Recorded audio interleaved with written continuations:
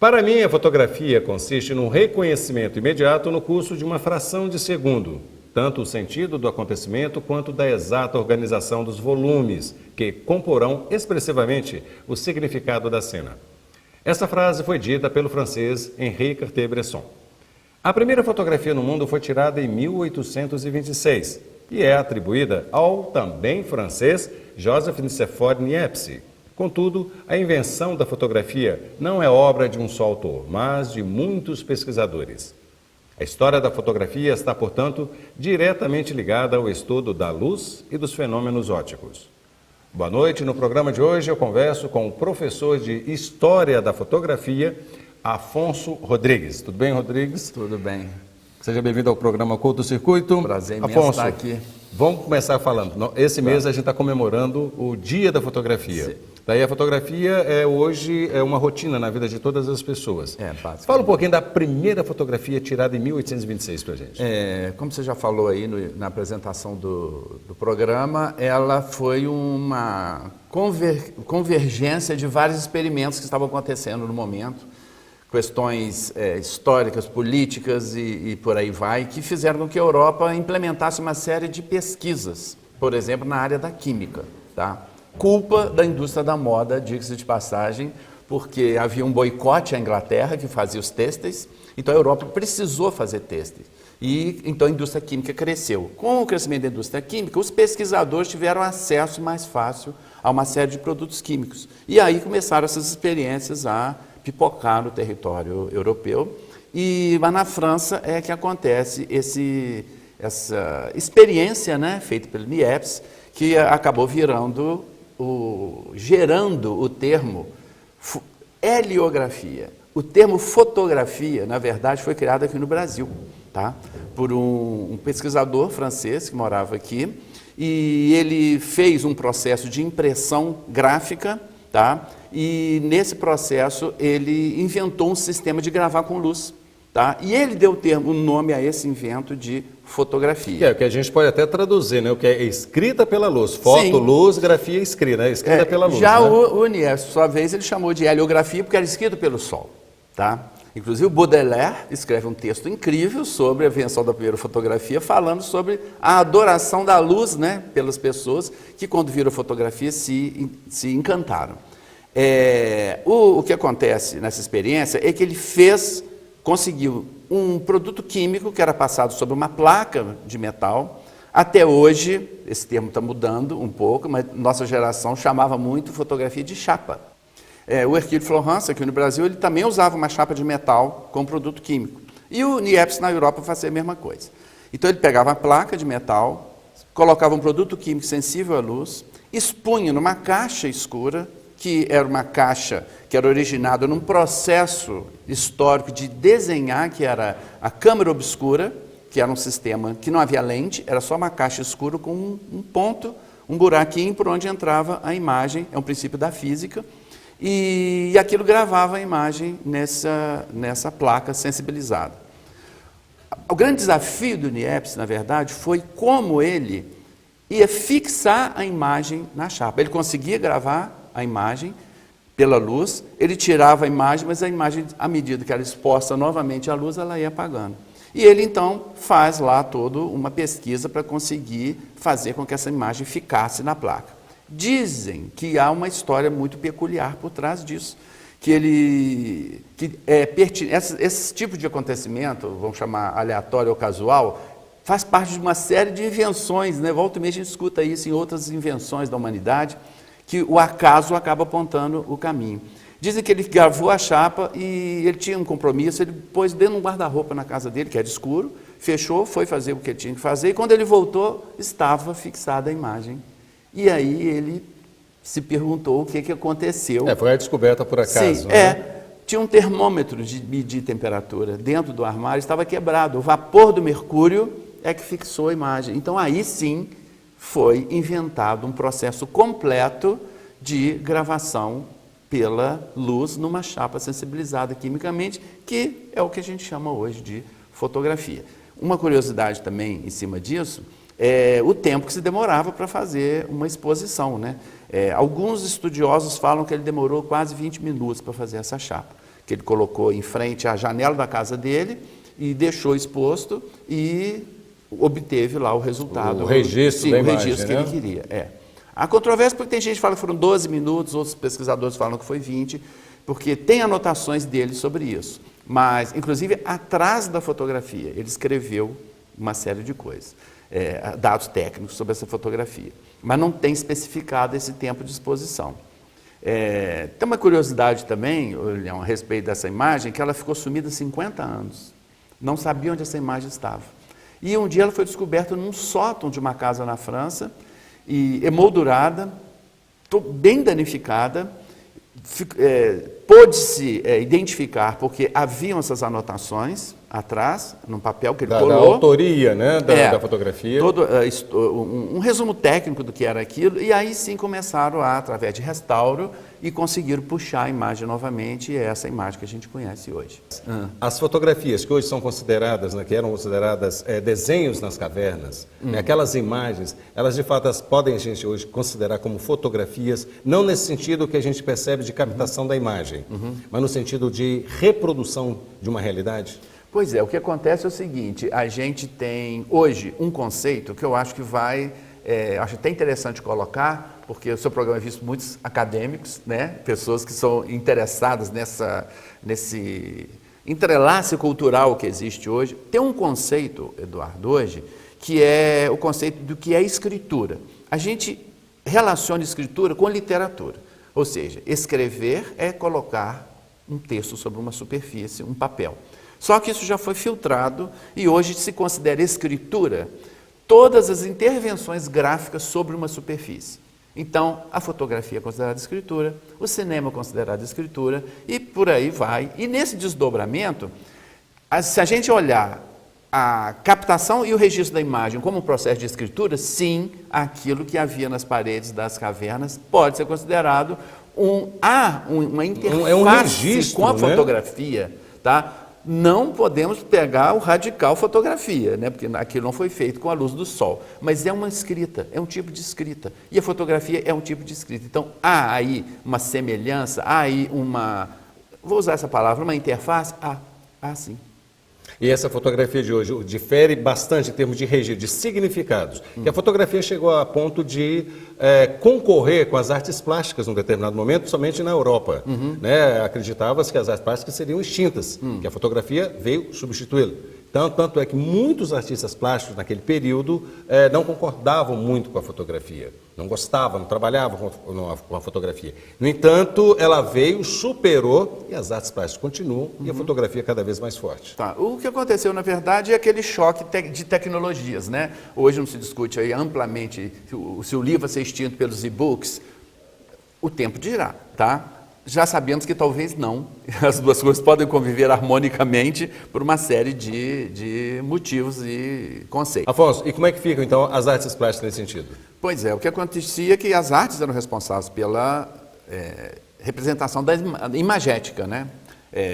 Do mundo e das pessoas. Quando a fotografia chega, ela liberta, de uma certa maneira, hoje já se sabe que não foi bem assim, as artes estavam de um jeito, a fotografia chegou, se transformaram em outra coisa. Já havia uma dissidência e uma curiosidade de determinados artistas plásticos sobre o processo da fotografia.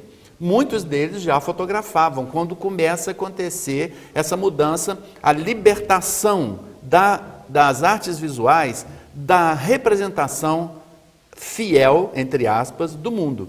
A fotografia começa a fazer isso. E é quando então começam a surgir os ismos na arte, que é o impressionismo, é o primeiro movimento que vem, nasce concomitante com a chegada da fotografia, que vai libertar as formas.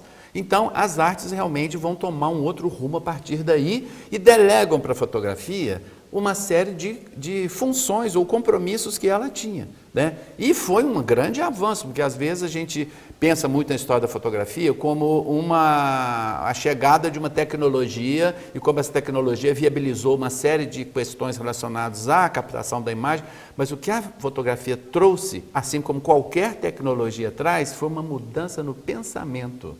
As pessoas começaram a mudar a cabeça delas na hora que a fotografia chega, tá? Em função de uma série de coisas. Até de você ter o seu retrato, quem tinha retrato antes era quem tinha dinheiro para pagar um artista plástico para ir lá pintar.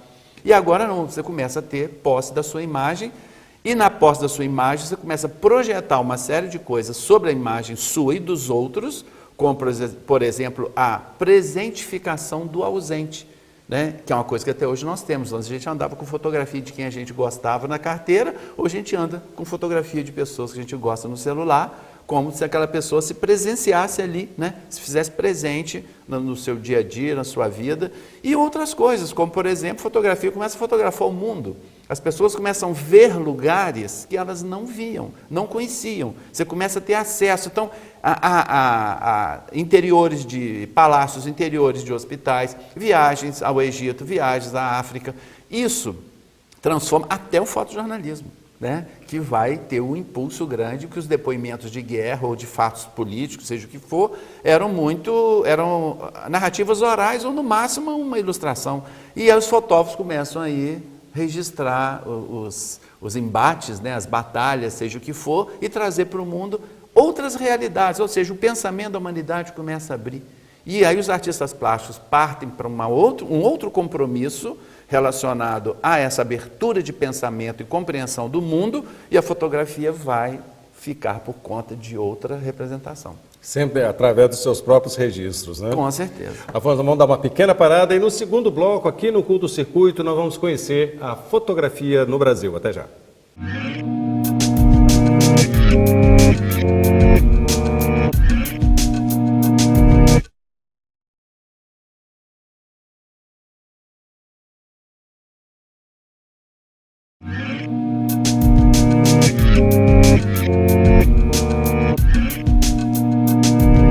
Voltamos com o Culto Circuito e no programa de hoje falamos com Afonso Rodrigues, professor de História da Fotografia da UFJF. Afonso, nós já falamos muito, já historiamos um pouquinho sobre a fotografia no mundo, não é? Mas tem um período que ainda não foi citado aqui, que é o período do daguerre, do francês daguerre, no qual criou-se, né, o daguerreótipo. Fala um pouquinho desse período para a gente. O que acontece é o seguinte, no momento que são estabelecidos, é estabelecida, na verdade, a experiência da fotografia, que o Niepce faz, o Daguerre, que era um outro pesquisador, conhecia, eles trocavam informações. Ele desenvolve um aparelho fotográfico que as dimensões não eram nada, como fala, econômicas, era imenso, uma caixa imensa, mas era um aparelho comercializável. As pessoas podiam ter acesso ao ato de fazer fotografia. Ele comercializa a fotografia através de uma câmera chamada daguerreótipo, tá? Era uma experiência muito curiosa, que você podia, a partir do momento que você sensibilizava uma superfície com o produto químico, né, você podia fazer foto onde você quisesse, no metal, em porcelana, e é uma coisa curiosa que isso pegou como uma moda, era importante, era de um valor social, de um status social, exato, inclusive, né? As pessoas terem acesso a esse maquinário, né? E a foto dele fez muito sucesso. A França mandava fotografias do Daguerre para os daguerreótipos, né, para exposições de arte que tinham, ou exposições de tecnologia que existiam. E assim a fotografia, então, começa a dar os seus primeiros passos comerciais, que vai desembocar nessa loucura que é hoje em dia, né, que até caneta faz fotografia. Hoje tudo é fotografia. Caixa de fósforo faz fotografia, mas ele foi o pioneiro. Vamos falar um pouquinho da fotografia, da chegada da fotografia no Brasil, Sim. que é datada em torno de 1830 e 1840. Por aí. Não é? Conta um pouquinho dessa história da chegada da fotografia pela família real. O que acontece é o seguinte, a fotografia já estava na Europa, era um importante registro, né, do mundo, como eu disse, minutos atrás, e vem um navio no Brasil fazer uma viagem, e ele passa no Rio de Janeiro, onde havia um abade. Nesse navio, que era o Comte, que fazia fotografias. Ele faz as primeiras fotografias do Brasil. Do navio ele fotografa a Praça 15, lá no Rio de Janeiro, o Paço Imperial, a fonte do Mestre Valentim, e são as primeiras imagens de fotos feitas no Brasil. O Dom Pedro II, que era high-tech total, adorava a tecnologia, inventava telefone nos Estados Unidos, ele ia lá fazer uma ligação telefônica, era convidado, né, para fazer uma ligação telefônica, afinal de contas, e ele tinha esse processo político, né, de mostrar o Brasil como uma nação avançada tecnologicamente. E ele fica sabendo dessa invenção que estava ali no navio e ele encomenda, então, 2 câmeras fotográficas que vêm da França diretamente para ele e se instala aqui no Brasil, então, o processo da fotografia. Só que isso, estou fazendo um resumo bem concentrado, é o primeiro passo. Depois ele começa a trazer fotógrafos para vir ao Brasil, fazer fotos da família imperial. Ele fazia, os fotógrafos faziam, e como estavam instalados no Rio de Janeiro, começam também a fotografar outras coisas. E hoje o Brasil é considerado um dos países que tem um dos acervos do início da fotografia mais ricos, né?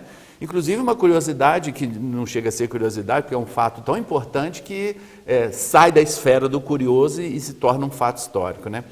A amizade do Dom Pedro II com o Mariano Procópio, aqui de Juiz de Fora, que fez com que o Mariano também se interessasse por fotografia, a ponto de ele foi à Europa, em 1840 ele vai à Europa, ele conhece o Daguerre, e ele também começa a fazer fotografias, e iniciando um processo, né, de uma coleção de fotografias, que é o Museu Mariano Procópio, e que tem 32 mil fotografias aqui. A fotografia está toda representada com dignidade e qualidade dentro do Museu Mariano Procópio, porque ele era um colecionador, ele até trocava fotografias com o imperador, eram amigos, afinal de contas, né? E aí a gente vê como chega ao país essa tecnologia de registro de imagem, que é a fotografia. Afonso, fala para a gente, quem foi Marco Ferrez, que é considerado o fotógrafo, né, do registro da história, principalmente do Rio de Janeiro?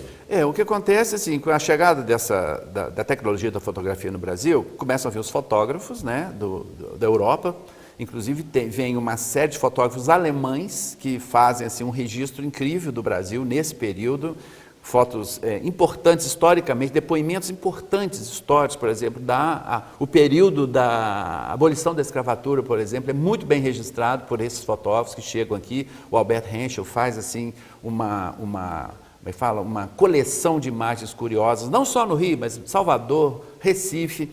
Eles instalam esse pensamento aqui no Brasil e transforma o país num território fértil para a fotografia. O Marco Ferrez é um fotógrafo que não só tem essa importância que você destacou aí, de ter imagens do Rio de Janeiro, imagens desse período muito importantes, mas também porque ele revolucionou tecnologicamente a fotografia. Ele fazia fotos com chapas imensas, em grandes formatos, tá? E de uma qualidade de imagem muito precisa. E eram chapas naquela época, chapas de vidro, né? Usava vidro, tá? Já havia essa mudança, já usava vidro, e para até facilitar essa questão da imagem ter uma dimensão maior, tá? E tem esse acervo do Ferrez, que é considerado uma das joias da fotografia brasileira. Como a fotografia pode contribuir, né, não só dentro da sua representação, né, que a gente chama de representação semiótica, né, imagética, dentro do significado da notícia. É o seguinte, é o testemunho, né? É testemunho ocular, vamos dizer assim. A fotografia, ela congela aquele momento e ela depõe a respeito daquele fato que é corroborado ou é lido paralelamente ao texto jornalístico, texto literário jornalístico. Esse testemunho, essa função testemunhal da fotografia, ela já começa lá quando ela é inventada. Um dos fatores que eu citei da ampliação do pensamento, né? A fotografia começa a ser testemunha. As pessoas até hoje usam fotografia como testemunha, até das suas férias, né? Você tira sua foto na praia com a sua família, eu fui, parceira, entendeu? Né, das férias, assim como a notícia precisa do reforço da imagem para mostrar reforçar o conceito que havia ali. Só que ela traz uma informação paralela, que é a leitura simbólica, a leitura, as semioses possíveis que a imagem traz. Tanto é que fotojornalismo dentro do contexto do fazer fotográfico, é uma linguagem que tem uma autonomia muito grande, né? Beirando, inclusive, a arte. Hoje, a gente olha para fotógrafos de fotojornalismo que seriam, vamos dizer assim, a grossíssimo modo, técnicos, que vão lá registrar um evento que está acontecendo. E hoje, este evento pode ser registrado com sensibilidade, com surpresa, trazer uma linguagem nova para contribuir não só com a notícia, mas também para o usufruto estético, usufruto ampliado da imagem. Afonso, vou dar um pouquinho do salto no tempo. Nós Sim. saímos do analógico e hoje nós vivemos a fotografia digital, no qual ela é plenamente manipulável. Sim. Qual a análise que você faz da questão da manipulação? Porque a fotografia, até o seu momento analógico, ela era fidedigna, Sim. ela era real, Sim. era a representação de uma determinada realidade. Sim. No entanto, o digital hoje, ele nos confunde. Sim. Né? A falsificação, a manipulação. Sim. Como você analisa essa questão? Não, a questão é a seguinte, a fotografia nunca foi, dentro da sua instalação como uma linguagem, um fazer técnico, ela nunca foi tão pura assim como a gente imagina. Ela era mexida. Sempre foi mexida por uma questão ou outra. Até mesmo no virado do século XIX, século XX, quando começaram os movimentos de arte, vários movimentos, como por exemplo o surrealismo, o expressionismo, eles mexiam nas fotos artisticamente, tá?